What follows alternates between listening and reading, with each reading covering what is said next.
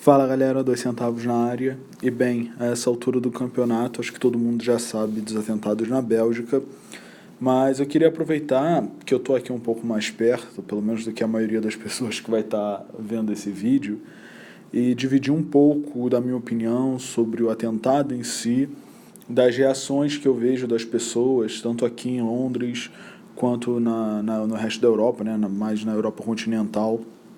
E, além disso, aproveitar para dar os meus 2 centavos aí sobre as implicações que esse tipo de atentado, esse tipo de ataque causa na Europa como um todo. Então, para começar e entender um pouco mais o que ocorreu, a gente tem que voltar para sexta-feira, dia 18 de março, em que o Salah Abdeslam, eu acho que é assim que se fala, ele foi preso na Bélgica. E isso provavelmente foi o estopim para o começo, de fato, dos atentados. E só para deixar clara a minha posição quanto a isso, o porquê que eu acho que os atentados ocorreram por conta da prisão do Salah Abdeslam, basicamente a Bélgica ela tem se colocado muito antimilitarismo, tá? Ela se colocou contra os Estados Unidos durante a guerra do Iraque, apesar de ter participado de alguns bombardeios na Síria, ela se retirou, tá? E tentou se colocar numa posição bem mais pacifista, digamos assim, em termos de política internacional. Então é mais cabível, digamos assim, se acreditar que a causa dos atentados tenha sido a própria prisão do Salah Abdeslam na sexta-feira, dia 18.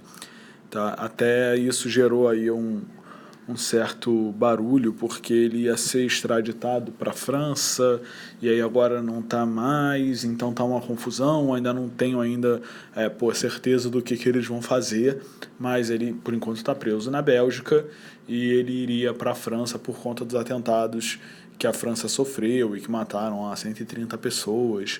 Então, a ideia seria basicamente essa, e agora as coisas meio que deram uma travada. E isso, como eu disse anteriormente, foi o estopim aí para os 2 atentados, tanto no aeroporto quanto no metrô, na Bélgica, e que mataram, pelo menos da última vez que eu vi, eram pelo menos 31 pessoas, mas eu já vi números de 34, eu acho que até agora a informação não está 100% certa, mas feriram centenas de pessoas, e a ideia obviamente era que fosse uma coisa bem maior. Tanto que uma das bombas ela tinha pregos dentro, que era para causar o maior número de dano e morte possível. E uma bomba no aeroporto, provavelmente a maior bomba que iria explodir no aeroporto, ela falhou na hora e, obviamente, as explosões menores aconteceram, as pessoas abandonaram o local e aí a bomba foi explodir só depois. Então, novamente, a ideia era causar muito mais morte do que as 30 pessoas, as 30 e poucas pessoas que eles causaram até agora. E assim, só para deixar claro, o Estado Islâmico ele assumiu a autoria dos atentados logo depois que eles ocorreram, então também não teve muita dúvida quanto a isso. O que já era imaginado, né, por conta da forma que o atentado foi feito, também foi confirmado por eles. E assim, quando você toca nesse assunto de atentado terrorista do Estado Islâmico, fica muito difícil de você não falar de religião, né? Na verdade, fica impossível você não falar de religião. Então, por mais que você queira ter uma posição isenta e tentar não ser, na verdade, xenofóbico e nem preconceituoso, é um terreno bem complicado de se andar. E, para ser bem sincero, eu não acredito muito naquele ditado popular brasileiro de que política e religião não se discute.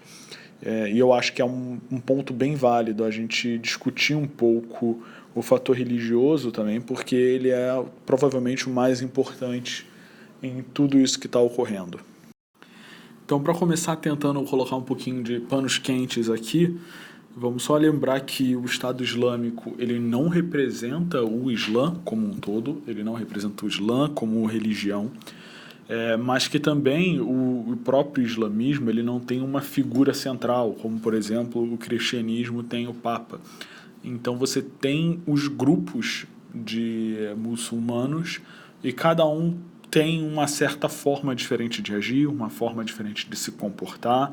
alguns são extremamente mais moderados, como o Sunni, e esses grupos, exatamente por serem mais moderados, o Estado Islâmico prega que eles não estão seguindo o Islã verdadeiro. E por conta disso, os Sunni, na verdade, são o maior alvo do Estado Islâmico, tá? E segundo essa visão extremamente ortodoxa e conservadora do Islã que o Estado Islâmico representa e defende, qualquer grupo que não concordar com eles ou não concordar com o modo que eles veem a religião, o islamismo, esse grupo está errado. E se esse grupo está errado, é quase que um favor que eles fazem matar as pessoas. Porque é uma coisa exatamente assim, extremamente agressivo, do tipo, se você não concorda comigo, você tem que morrer porque o meu Deus diz que é isso que eu tenho que fazer. E isso vai levar você, que morreu, à salvação divina. Olha isso, que beleza. Então, obviamente que a religião tem um papel extremamente importante nesse tipo de comportamento. Você precisa de alguma coisa muito forte para convencer uma pessoa sã de que o correto é ela, botar um monte de bomba no corpo e se explodir no meio de um aeroporto matando um monte de gente. E provavelmente a religião é uma das únicas coisas que consegue fazer isso com a pessoa.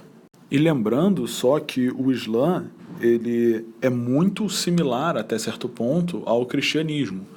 O Deus é o mesmo, então o judaísmo, o cristianismo e o islamismo acreditam no mesmo Deus, os profetas são diferentes.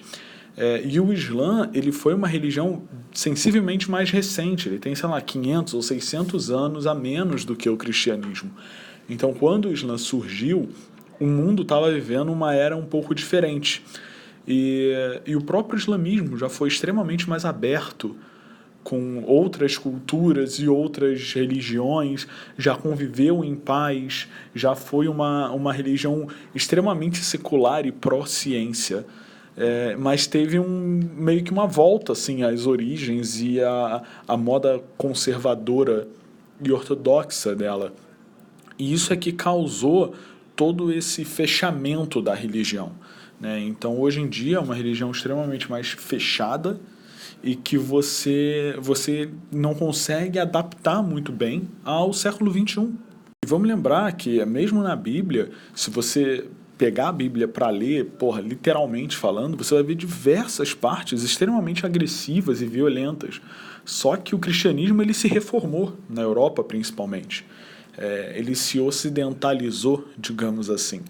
E você conseguiu expurgar esse pensamento violento da religião.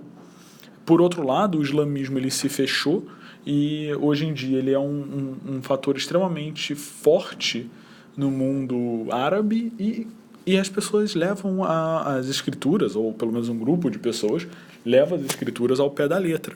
Por isso que, de fato, o que o ISIS faz, eles acham que eles estão corretos, entendeu? Eles literalmente acham que o mais moral a se fazer, o mais ético a se fazer, é de fato se explodir, é de fato matar pessoas que não seguem o Islã. Então, assim, é uma visão muito antiquada de religião, de fato. Mas uma das coisas mais interessantes de você morar numa cidade como Londres, que é bem cosmopolita, é que você tem contato com pessoas diversas. Inclusive, eu conheço bastante muçulmano, existem muitos muçulmanos aqui.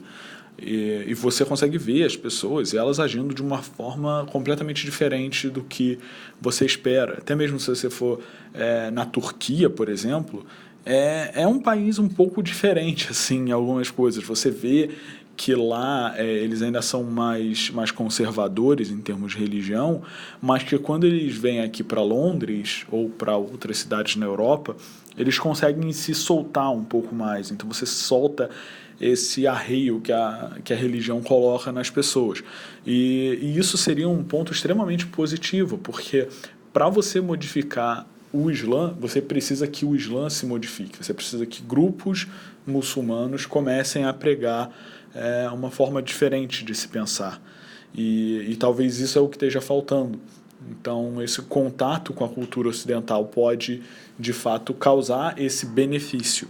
Obviamente que exatamente esse contato com a cultura ocidental é que também pode causar o malefício de você criar bolsões dentro de países em que você tem uma região que o que vale é a Sharia e não a lei do local. E na Bélgica, por exemplo, existe isso em Bruxelas. Então, só para fechar o assunto do papel da religião nos atentados, só queria deixar bem claro que, obviamente, eu entendo que é uma parcela pequena dos muçulmanos que concordam com isso, apesar de que a minha maior crítica aos próprios muçulmanos é que também tem uma parcela muito grande que não faz nada, vê e não se posiciona de fato contra os argumentos religiosos. Porém, uma reforma religiosa ela é possível. E, obviamente, quando você fala uma reforma na religião, exatamente você não tem nada a ver com a fé das pessoas. Tá? As pessoas podem continuar acreditando no que acreditam, elas vão ter os seus próprios dogmas, mas o comportamento dos praticantes da religião ele muda. E eu acho que essa guinada aí é que falta para o islamismo. De novo, ele começou aí 500, 600 anos depois do cristianismo, mas o mundo mudou muito rápido. E se eles não mudarem, pode acabar criando um impacto muito grande contra eles. E é exatamente nesse ponto que eu queria chegar, porque os atentados, acho que todo mundo viu o que aconteceu. A minha opinião sobre a religião em si, como ela altera a forma de pensar das pessoas e altera o comportamento das pessoas, eu também botei aí bem claro. Agora, qual é a minha maior preocupação? É exatamente a implicação que esse tipo de atentado pode causar. Porque, basicamente, a radicalização ela ocorre dos dois lados.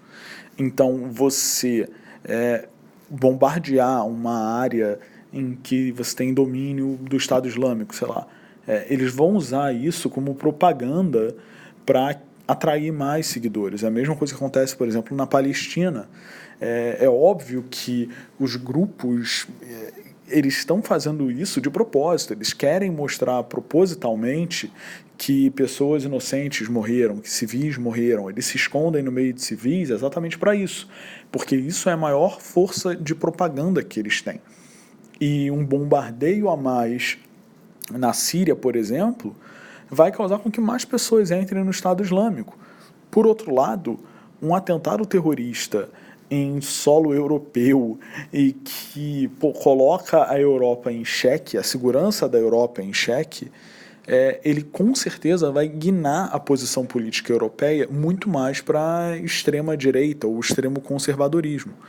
Ou seja, você entra num ciclo vicioso de radicalismo, que o radicalismo de um vai causar o radicalismo de outro, que vai voltar para acentuar o radicalismo de um de novo, que vai acentuar o do outro, e assim sucessivamente. Então, se você não tiver um primeiro passo para fora desse ciclo, isso não vai acabar nunca, só vai acabar quando um dos dois lados for destruído completamente. E tanto é factível esse tipo de comportamento ocidental de responder numa medida mais radical também, que a hashtag StopIslam foi uma dos trend topics do Twitter depois dos atentados. Então, assim, você vê que não é Stop ISIS, não é Stop Terror, é Stop Islam. É direcionado ao Islã. E, por exemplo, você vê nos Estados Unidos o Donald Trump falando que, por ele, você proibia todos os muçulmanos de entrar nos Estados Unidos, incluindo os próprios muçulmanos americanos. Então você vê que existe sim uma posição radical contra o islamismo no Ocidente. Tá? E, obviamente, essa posição, a cada atentado novo, ela se fortalece. E esse, na real, é o meu maior receio aqui na Europa, porque você tem partidos de extrema-direita que estão a cada dia mais ganhando força, e eles são completamente fechados.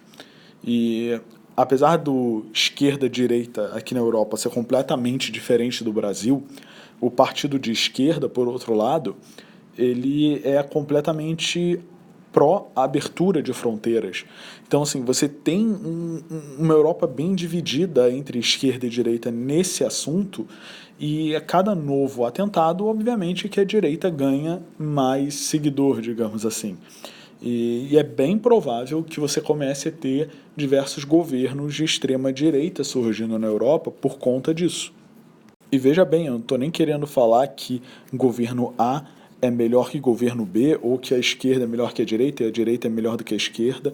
É de fato só mostrando como uma coisa vai levando a outra, e que provavelmente, se nada acontecer aqui no meio do caminho, a Europa vai se fechar cada vez mais aos árabes, aos muçulmanos, aos africanos, e vai tentar, de fato, expulsar essas pessoas daqui. Tá? É bem factível que algo assim ocorra. Mas, por outro lado, quando você conversa com as pessoas aqui, ou pelo menos quando eu converso com as pessoas do trabalho, amigos meus, você acaba vendo uma posição bem de culpa assim nas pessoas. Você sente que as pessoas, parece que elas carregam a culpa de que as nações europeias elas já exploraram muito outras nações, de que já obviamente levaram guerra a diversos outros países e que ainda levam. Então, assim, por um lado você tem uma munição muito grande para uma posição de extrema direita, e por outro lado você vê que algumas pessoas elas de fato sentem meio que um pouco de peso e culpa, e é por isso que você acaba polarizando muito a posição política dos partidos. Então, ou você é completamente pró-imigração, ou você é completamente contra a imigração. Você não tem... É difícil você achar ali um meio termo, entendeu? E normalmente nesses casos o meio termo acaba sendo a melhor solução. Um outro comportamento bem interessante assim que eu vi foram diversas pessoas. Um outro comportamento bem interessante que eu vi foram diversas pessoas agindo contra o terrorismo, tá? E aí, o contra o terrorismo que eu tô querendo dizer é exatamente não se submetendo ao medo, não ficando dentro de casa fechadas, mas sim saindo na rua, fazendo as coisas que tem que fazer, indo nos lugares onde querem ir. Então, pessoal, para fechar aqui, a ideia era realmente só trazer pontos de coisas que foram acontecendo e colocar isso para vocês, assim, uma visão que talvez não seja muito bonita, porque afinal de contas não tem uma solução fácil. Eu particularmente não vejo uma solução fácil. Eu acho que quanto mais movimento extremo de um lado, você vai ter mais resposta extrema do outro. Porém, existe um comportamento muito interessante de se ver nas pessoas aqui. Tá? E eu acho que isso talvez seja uma coisa que as pessoas não têm, as pessoas no Brasil não têm muito feeling, eles não têm contato, então passa meio que desapercebido. É isso, pessoal, valeu, um abraço, até a próxima.